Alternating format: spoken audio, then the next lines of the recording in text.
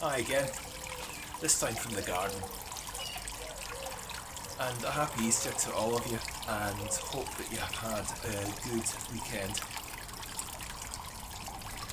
As a reflection for today, I wanted to ask you, have you ever been or kept in the dark? It's an expression we use to describe when we might not feel in the loop about something or we don't know what's going to happen next. It's not a nice feeling. Our mind goes in all directions, including dark thoughts, and that's not good for anyone. At the moment, even with all the government information about combating the spread of COVID-19, we can still feel in the dark, as we haven't a clue what's going to happen next in a few months, or even after the summertime. We're just left in the dark. We may take some comfort from the steely determination of our Queen, who stated quite distinctly, "We will meet again." But truth be told, we'll not know what that'll look like, and that can throw even the calmest of us into some kind of worry. So, the Easter story, as told by John in our reading today, really addresses that uncertainty. The day itself was a day that started out with uncertainty. Indeed, when this story dropped through the letterbox of the first churches, it was a very uncertain time. It was in effect a Christian lockdown. Christians were finding it harder and harder to work, shop, go to public places, worship, or even how to greet each other. Sound familiar? It felt as if it was the end of time itself, and that's why John wrote another book to encourage them called Revelation. There seemed to be no let-up whatsoever. It was so bad they could only safely worship isolated away in catacombs, underground Roman cemeteries. Imagine reading about the resurrection for the first time in a catacomb, worshipping among the dead about a man who came back from the dead. The story that we're listening to about Easter in those dark catacombs kicks off while it was still dark.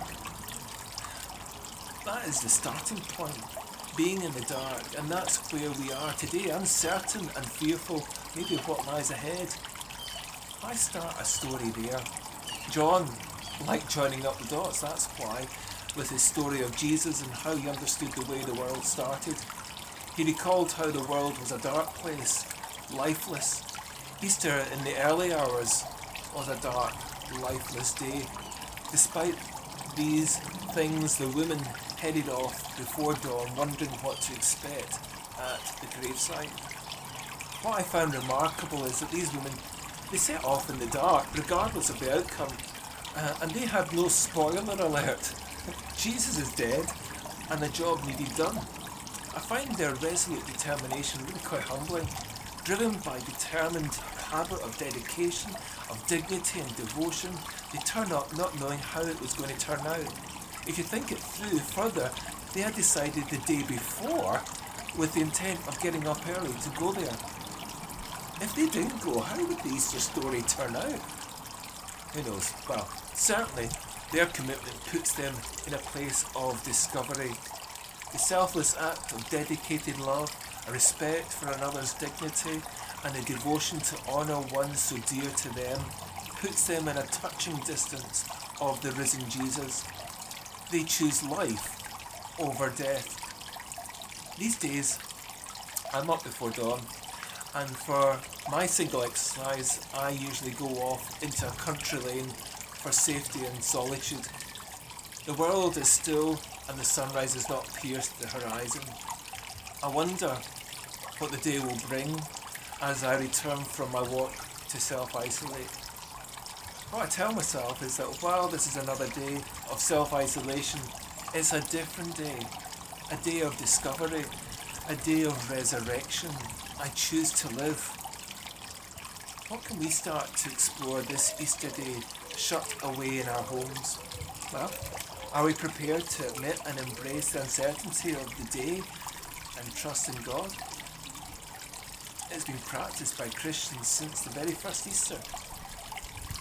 Are we taking control of our thoughts the night before so that what's within our grasp and in our power to do, we will resolve to do it the next day? What fuels our determination? And how does that compare with the women in the story? Are we like them protective of other people's dignity? Are we like them honouring those dear to us? Are we like them determined to make a difference? A lot to think about. But here's an easy way to finish the day. Some Christians use PTL. It's usually used for shortening Praise the Lord.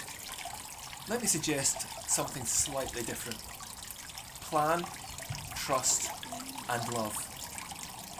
Plan your day, trust God for your day, and love those in your day.